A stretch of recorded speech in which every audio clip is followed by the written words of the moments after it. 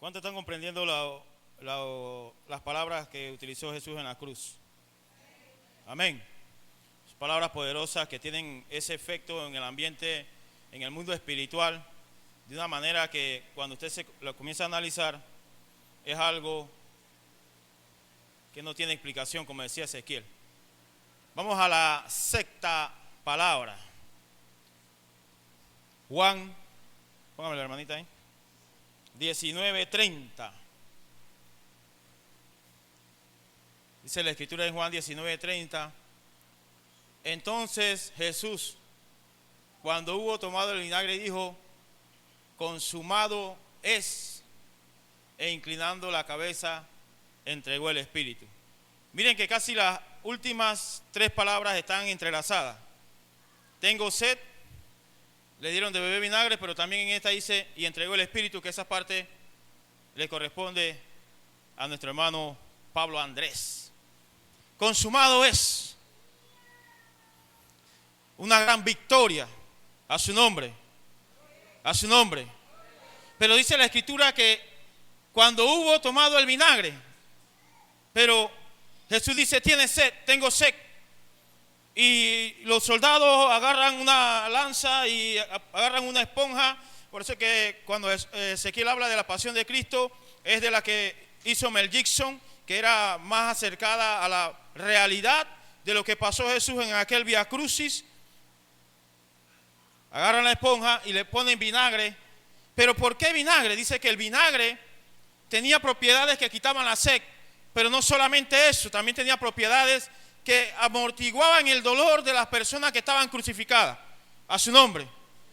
O sea que, pero dice que también a veces lo utilizaban como una humillación, a veces dice que lo utilizaban para acelerar el proceso de la muerte de los que estaban crucificados. Oye, imagínate que cuando Jesús dijo: el que tiene sed, venga a mí y beba, y yo le daré agua de vida. Y cuando él dice: tengo sed, ni tan siquiera le ofrecen agua, porque es que ese elemento estaba ahí utilizado para eso. Todo lo que Jesús pasó en el proceso de la cruz tenía un propósito. Había un propósito con Barrabás, había un propósito con Judas, había un propósito con Simón de Cirene, había un propósito. Pero cuando ya Jesús estaba en la cruz y él dijo: consumado es. Yo siento como que cuando él dijo consumado es, el enemigo dijo: ay papá, ¿en qué problema me metí yo? Consumado es. Dice que la deuda estaba pagada totalmente a su nombre. Dice en el griego, consumado es tetelestai. Y dice que se usaba como un contexto contable para indicar que una factura o deuda había sido saldada en su totalidad, pagada por completo. Póngame ahí Hebreos capítulo 9, versículo 26. Había una victoria final. Dice que significa que la guerra espiritual contra el pecado, contra la muerte y contra el enemigo fue ganada, proclamando triunfo absoluto en lugar de derrota. O sea que Jesús no solamente estaba luchando en lo físico, sino también él estaba diciendo al enemigo: mira, ¿tú te acuerdas allá Adán en el paraíso, cuando tú lo engañaste, cuando tú quisiste hacerlo a ver a él como Dios? Bueno, ahora ven acá, porque como por él entró la muerte, ahora por mi sacrificio entra la vida. Usted tenía que pararse y dar un brinco, porque nosotros no somos capaces de pagar tal deuda. Usted y yo estamos endeudados, pero el sacrificio de Cristo fue tan perfecto que cuando él dijo consumado es, ya, mire, de otra manera le hubiera sido necesario sufrir muchas veces desde la fundación del mundo, pero ahora, una sola vez, la consumación de los siglos se ha manifestado para destruir el pecado por el sacrificio de sí mismo. Ya no había sacrificio. Cristo era el Cordero inmolado. A su nombre. Cuando usted tiene, a mí me gusta leer la historia de Israel. Cuando usted se mete en el libro de los Éxodos, en los libros de los Números, en los libros de los Deuteronomio, en los libros de Levítico, que usted comienza a comprender que lo que Dios le dijo a Moisés que hiciera aquí en la tierra era tipo y sombra de lo que había en el cielo. Usted se da cuenta que lo que hizo Jesús aquí en la tierra fue cumplir con lo que su padre le mandó a hacer. Porque Moisés edificó un tabernáculo hecho con manos de hombre. Y él tenía que entrar cada año con sangre de becerro, con sangre de carnero, con sangre y esparcir ceniza. Pero cada año lo hacía. Pero mire, dice que en el lugar santo entraban los sacerdotes a hacer el ritual que hacían de todos los días. Pero en el lugar santísimo solamente entraba el sumo sacerdote. Póngame el 9:1. Hermano Máximo, lléveme el tiempo porque cuando usted me hace así, ya yo sé que estamos ahí. El 9:1 de Hebreos, ahí mismo. Ahora bien, aún en el primer pacto tenía ordenanza de culto en el santuario terrenal. Siga bajándolo en el 2. Porque había un tabernáculo preparado en la parte anterior en la cual estaban el candelabro, la mesa, los panes de la consagrado. Este se llamaba lugar santo. Bájelo. El 3.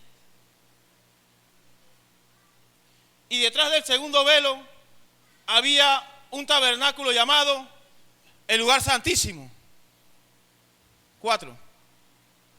En el cual tenía un altar de oro, de incienso, el arca del pacto cubierta de oro, en la cual había una urna de oro que contenía el maná y la vara de Aarón, que el cual retoñó, y las tablas del pacto. Baje. Y sobre ellas estaban los querubines, estaba el propiciatorio. Bájelo más. Así preparadas estas cosas, los sacerdotes entraban continuamente en el primer tabernáculo. Era el lugar santo. Para ofrecer en él culto.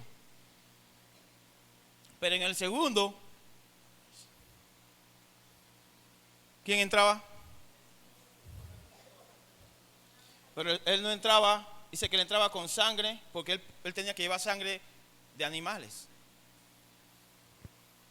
Y dice el texto que ahora Cristo es ¿qué? ¿Quién es Cristo? ¿Sumo qué? Sumo sacerdote. Entonces ya Cristo no entra con sangre de cordero, ni con sangre de buey, no. Ahora el sacrificio de Cristo, Él entra al lugar santísimo y le dice, Padre, mira, consumado es. Todo lo que tú hablaste de mí, yo lo cumplí. Todo lo que fue escrito por los profetas, yo lo cumplí. Todo lo que fue profetizado por mí, yo lo cumplí. Mira, aquí tengo la llave que le entregaron al diablo en el Edén. Aquí yo las tengo. Todo se ha cumplido. O sea, que la obra redentora, la planificación de Dios para que usted y yo nos acerquemos a Él, fue consumado en la cruz a precio de sangre. A su nombre. Entonces, por eso es que usted y yo,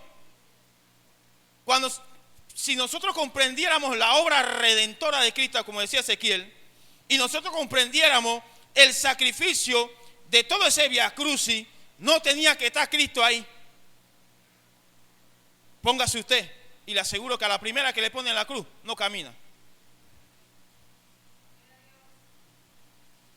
Pero en Cristo Jesús, el amor hacia nosotros era tan grande que esas fuerzas de donde salían, de pensar que el día de hoy, 3 de abril del 2026, usted y yo íbamos a estar sentados aquí recordando ese hermoso sacrificio, porque dice que eso va a ser hasta que Él venga. Pero usted tiene que saber algo, que usted tiene que ser agradecido por lo que Cristo hizo por usted y por mí.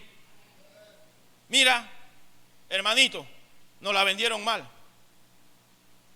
Váyase para el Cristo negro, porque ya nadie le tiene que añadir nada. No hay más sacrificio, porque Cristo lo hizo perfecto. Ya el hombre no le tiene que añadir nada. Y que vete para el Cristo negro y camina de rodillas y échate cera de vela en la espalda, porque tú necesitas un sacrificio. Mentira del diablo. Eso fue consumado en la cruz. Lo que usted tiene que hacer es ser agradecido y acercarse al trono de la gracia y decirle: Señor, yo te acepto como mi verdadero y único Salvador, porque en esa cruz tú consumaste todo. A su nombre. Consumado es. Y ya voy a cerrar con esto. Misión cumplida. Indica que Jesús terminó perfectamente la obra que el Padre le había encomendado, cumpliendo cada profecía del Antiguo Testamento.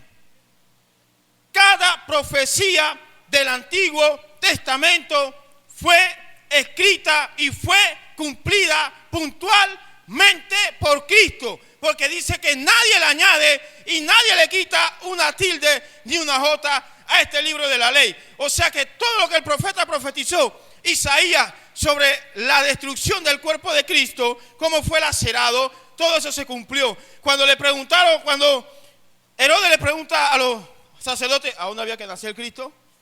En Judá, en Belén, de Judea. Se cumplió. Creció, fue enseñado, fue instruido, fue bautizado, fue llevado al desierto, fue tentado, fue traído.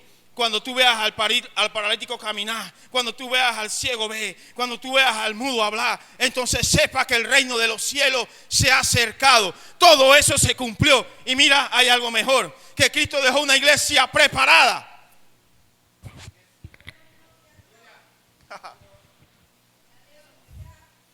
Cristo dejó una iglesia preparada para decirle al enemigo: mira, ¿te acuerdas de aquel traspasado allá en la cruz? Él me redimió. Fin de los sacrificios. Ahí decía que el sacerdote entraba una vez cada año con sacrificio, una vez cada año. Con Cristo cesaron los sacrificios. Pero hermano Manuel ahora dice que tienen la sangre del toro rojo y que van a estar haciendo las investigaciones porque van a hacer nuevamente que salga el otro toro rojo, porque para que haya una buena expiación tiene que existir el toro rojo. Mire, pueden sacar el toro azul, pueden sacar el toro negro, pueden sacar la vaca verde, pero el sacrificio perfecto de Cristo no lo cambia nadie. Ya no hay más sacrificio. Ya el Cristo cumplió ese sacrificio cuando Él dijo en la cruz: consumado es. Ya nadie le añade, ya nadie le quita, ya no hay más sacrificio. Si tú quieres ser perdonado, pon tu mirada en la cruz y sígueme. Marca el fin del sistema de sacrificios antiguo. El sacrificio de Jesús fue perfecto y único, eliminando la necesidad de otro rito. Simboliza a su nombre, y aquí con este sí voy a cerrar, simboliza que el camino hacia Dios está abierto, permitiendo la reconciliación y el perdón gratuito para la humanidad. Cuando Cristo estaba en la cruz, mire, dice que el velo del templo se rasgó de arriba hacia abajo. O sea que ya yo no dependo de ese sistema de que el sacerdote te entraba y le pedía perdón a Dios por mis pecados. Ahora en Cristo Jesús, ¿usted sabe qué? Ese velo se rasgó y por la sangre que fue derramada por Él, yo tengo acceso y le digo: Señor, perdona a mi madre, perdona a mi padre, perdona a mi familia, perdona a mis hijos, porque Él me ha hecho a mí rey y sacerdote. El camino está abierto, hermano. Cuando usted está en su casa, órele a Dios con confianza, porque todo lo que pidieres al Padre en el nombre del Hijo, Él lo hará. Consumado es, todo está cumplido. Mire, ¿cuántos millones de panameños somos nosotros?